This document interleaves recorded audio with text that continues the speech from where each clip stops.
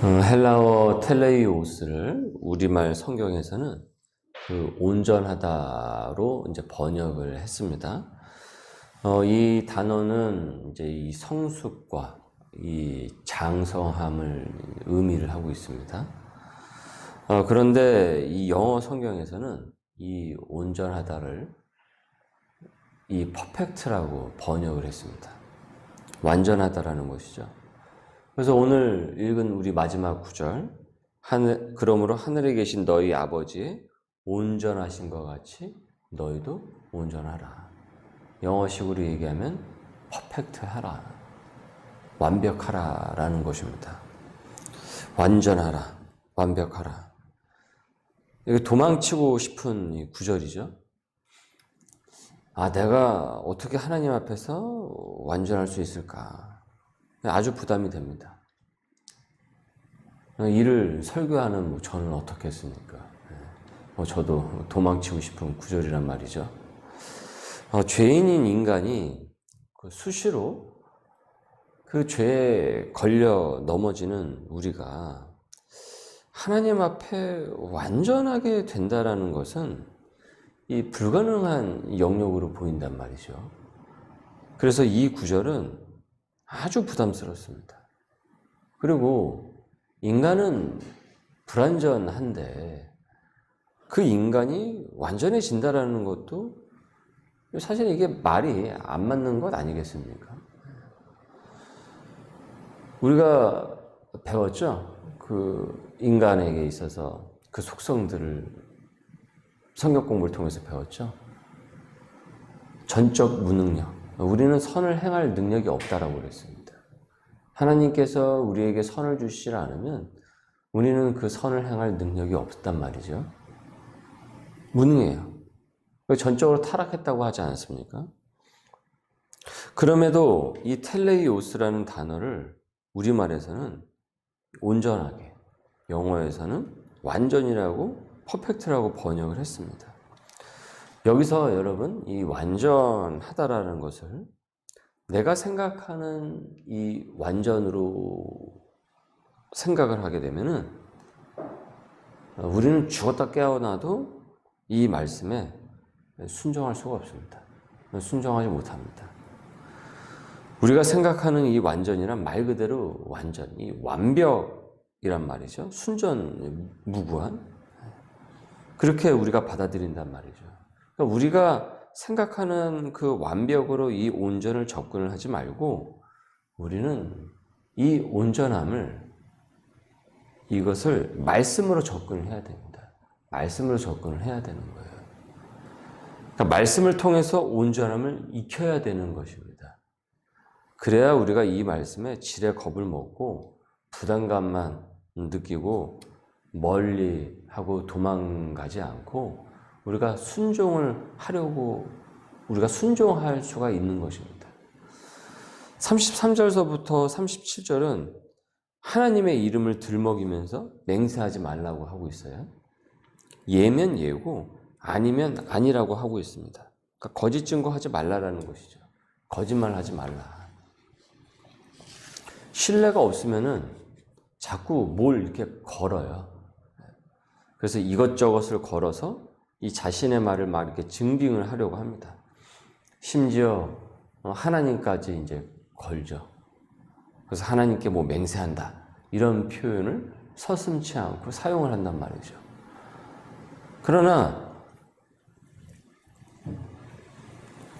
우리가 이처럼 무엇을 자꾸 이렇게 건다라는 것은 그만큼 내가 거짓말을 한다라는 얘기 아니겠습니까?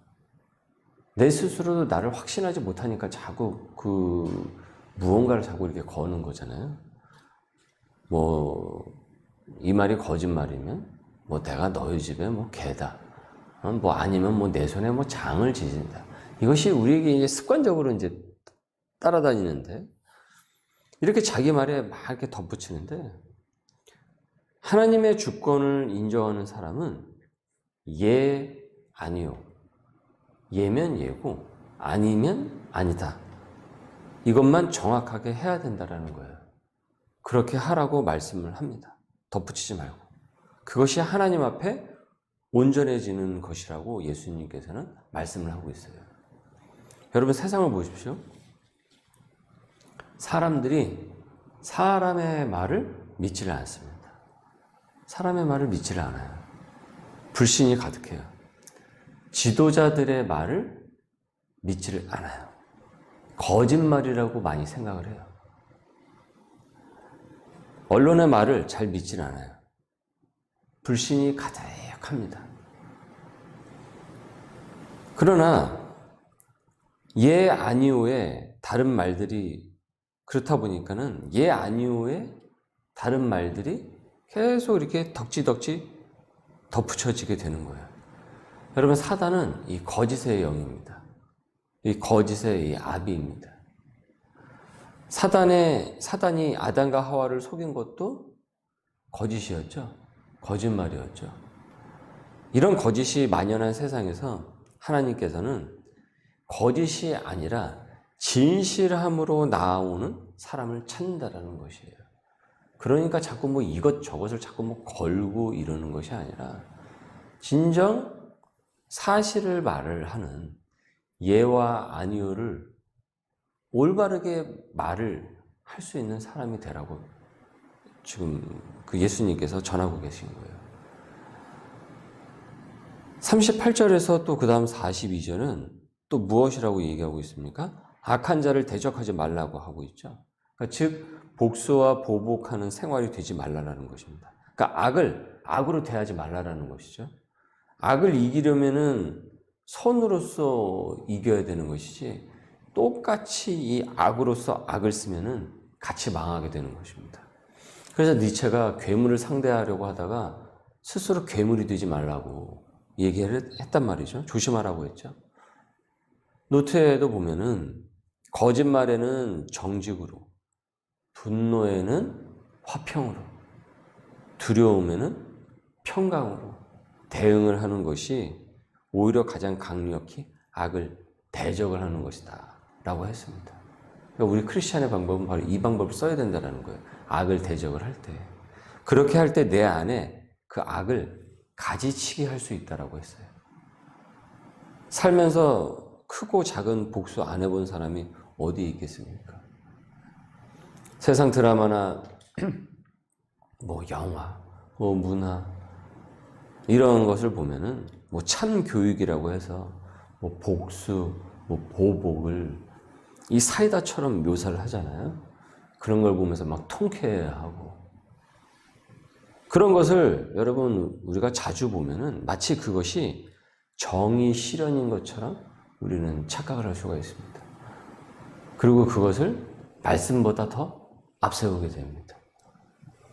크리스찬도 악을 자행하는 앞에서 그저 무방비로 당하는 것은 물론 지혜로운 것이 아닙니다.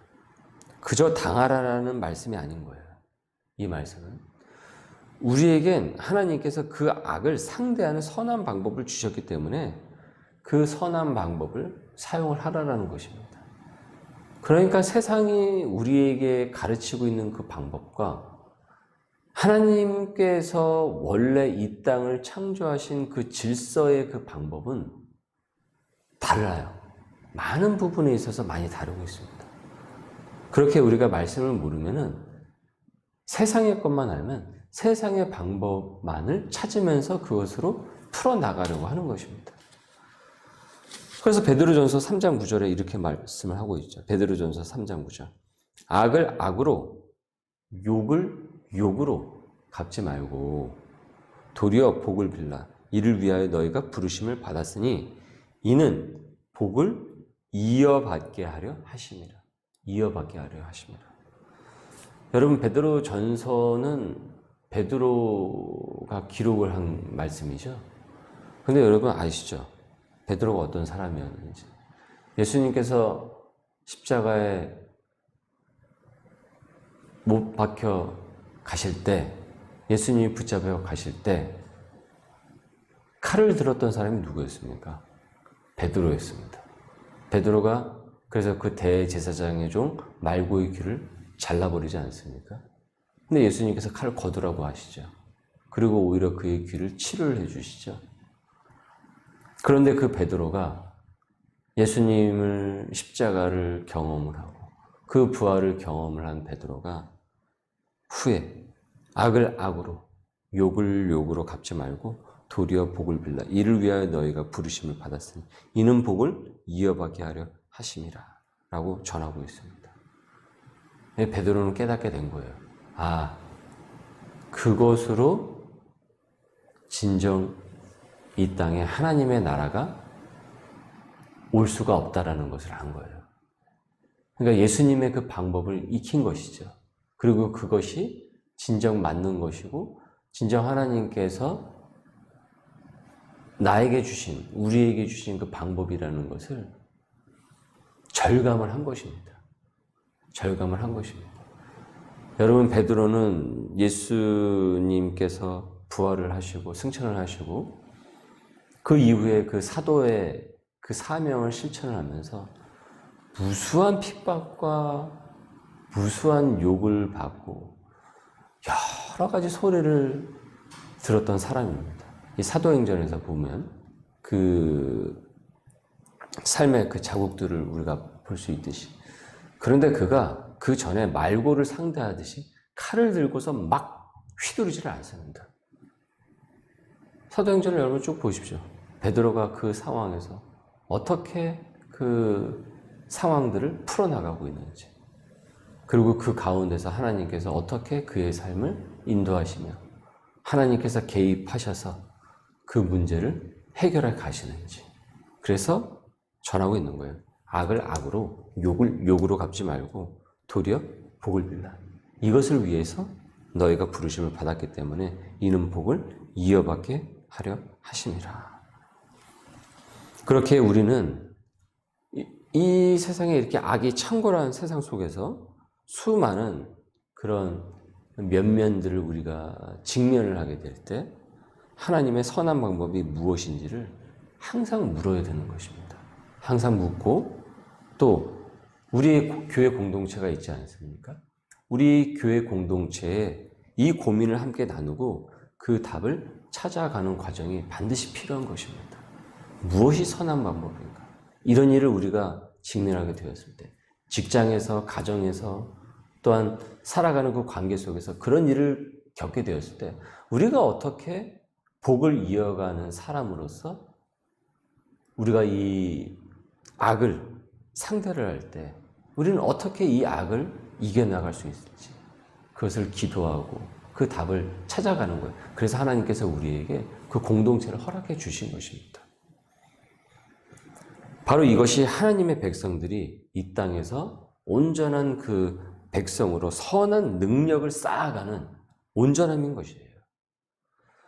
그리고 43절서부터 그 유명한 원수사랑 구절이 나옵니다. 43절, 또 내 이웃을 사랑하고 내 원수를 미워하라 하였다라는 것을 너희가 들었지만은, 44절, 나는 너희에게 이르노니 너희 원수를 사랑하며 너희를 박해하는 자를 위하여 기도하라. 이같이 한즉 하늘에 계신 너희 아버지의 아들이 되리니 이는 하나님이 그 해를 악인과 선인에게 비추시며 비를 의로운 자와 불의한 자에게 내려주심이라. 원수를 사랑하라는 것은 참으로 어려운 단계입니다. 정말 어렵습니다. 운전하다가 열받게 하는 상대차와 신경전이 조금만 벌어져도 욕을 해대면서 크락션을 있는 대로 빵빵빵빵빵 눌러요. 마치 진짜 원수를 대하듯이 합니다. 근데 그것도 잘 안 되는데, 야, 이거 원수를 용서하라고 하니까 이 속이 탈 지경이란 말이죠. 우리는 죄로 말미암아서 하나님과 원수가 되었죠. 하나님과 원수가 된 것입니다. 죄 때문에 하나님과 원수가 되었어요.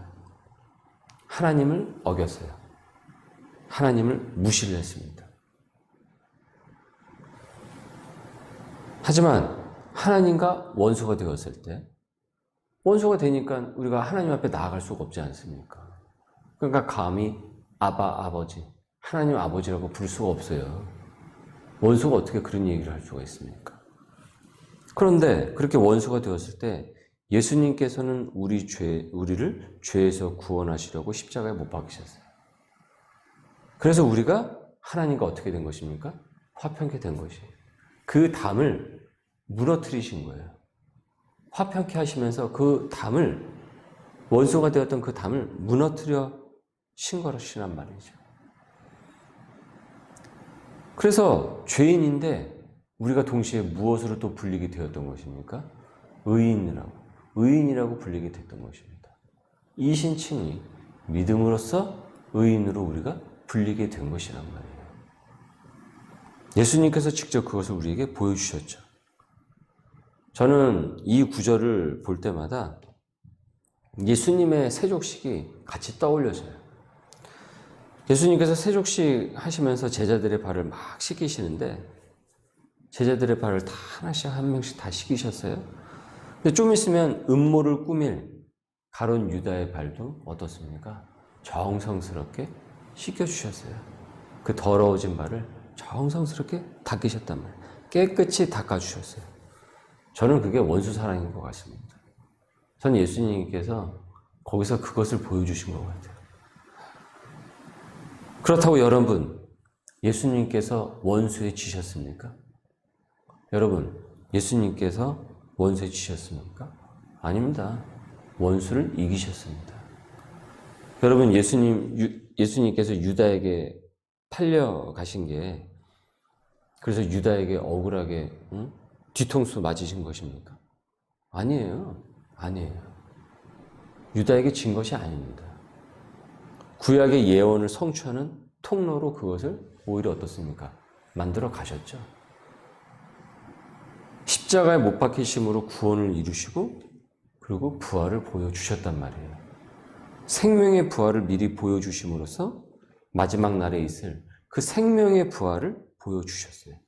이기셨어요. 우리가 하나님의 말씀을 우리가 온전히 따라가면은 하나님께서 이기게 하십니다. 그 말씀인 거예요. 그 말씀인 거예요.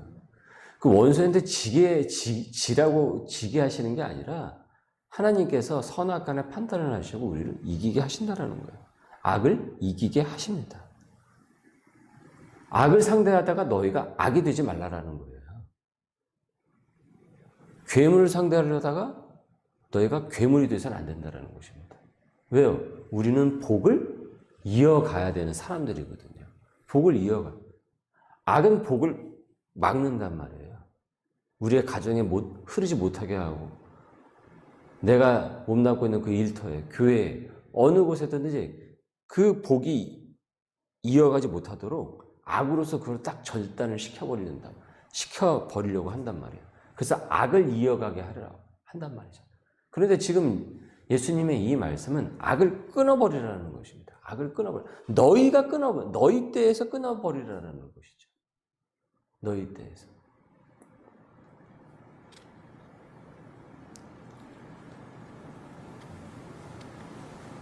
저는 이 말씀을 이렇게 묵상을 하면서 제가 군대에 생각이 났어요. 제가 군 생활했던 저희 부대는, 제가 생활했던 그 부대는 구타가 아주 심한 부대였습니다. 구타가 굉장히 심한 부대였어요.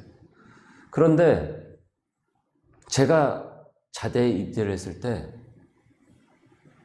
저는 그 구타가 없는 내무반의 분위기를 그 시기에 제가 입대를 했어요. 왜 그런 일이 벌어졌냐면 그 고참 중에 하나 내무반장이 그렇게 맞고 고참이 됐어요. 엄청나게 맞고 고참이 된 거예요. 그런데 이 고참이 그걸 끊어버린 거예요. 자기가 끊어버렸어요. 이게 구타가요, 대물림이 됩니다. 맞고 자란 이등병은요, 반드시 병장이 돼가지고요, 또다시 이등병을 때립니다. 그러니까 계속 악한 그것이 계속 세습이 되는 거예요. 계속 그 부대에 내력이 됩니다. 그것이 학습이 되고 그대로 문화가 돼요. 내무반 문화가 돼요. 그런데 그 고참이 제가 지금도 기억나는 윤문정 병장이에요. 아직도 제가 그 이름을 잊지 않고 있는데 그 고참이 그걸 끊어버렸어요. 어느 날 부대원들이 모였을 때 그 얘기를 했는데 무슨 얘기를 했냐면 나는 맞으면서 병장이 됐다라고. 나는 맞으면서 자랐다래. 자랐지만 나는 너희들을 때리지 않겠다라고 했어요. 공개적으로 얘기해요. 그러니까 너희들도 때리지 말라라고 얘기하더라고요. 그래서 저희 부대가 구타가 없었어요. 구타가 없었어요. 저는 진짜 그 얘기가 예수님의 말처럼 들리더라고요. 그래서 제가 그 혜택을 받았어요. 제가 입대를 했는데, 제가 만약에 그 고참이 없었으면 저도 엄청나게 맞고 제가 고참이 됐겠죠? 병장이 됐겠죠? 군생활을 했겠죠? 근데 그 고참이 그걸 끊어버린 거예요. 그 고참이 악을 끊어버리고 그 복을 이어가게 된 거예요. 저는 이 말씀을 이렇게 보는데 옛날에 했던 그 군대 생각이 탁 떠올려지게 되더라고요. 아, 내가 그 고참 때문에, 그 윤문정 그 병장님 때문에, 내가 그 병장 때문에, 아, 내가 정말 구타가 없는 군 생활을 내가 했구나. 저도 안 때렸어요. 그게, 그 문화가 없어지게 된 것이죠. 이처럼 하나님의 백성들은요, 이 예수님의 말씀을 믿고 살아가는 것입니다. 예수님께서 그 악이 막 관영하는 세상에서 가룟 유다다, 뭐다, 뭐 로마 군사다, 뭐 대제사장 막 복수의 화신들이 몰려오는 가운데서 예수님께서 어떻습니까? 십자가로 끊어버리시는 거예요. 그리고 부활의 그 복으로 이어가시는 거죠. 여러분, 머지않아 하나님의 마지막 그 날은 오게 되어 있습니다. 우리는 그 복을 이어가는 사람들입니다. 끝까지. 하나님의 백성들은 이를 믿고 살아가는 것입니다. 그렇게 우리는 억울한 인생이 아닙니다. 믿음의 선배들은 숱한 원수들의 핍박을 받고도 말씀에 온전하게 따라갔습니다.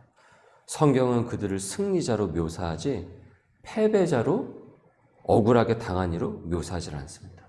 그렇기에 하나님의 말씀에 그 순전한 마음으로 따르려고 하는 자는 온전합니다. 하나님께서는 그 온전한 자들을 승리케 하십니다. 이기게 하십니다. 그 복을 이어가게 하시고 그 자리를 복으로 채워가시는 축복된 인생으로 만들어 가십니다. 오늘 말씀 마지막 절입니다. 그러므로 하늘에 계신 너희 아버지의 온전하심과 같이 너희도 온전하라. 그 온전함을, 그 복을 이어갈 수 있는 귀한 하나님의 백성들이 될 수 있기를 주님의 이름으로 소망합니다. 기도하겠습니다.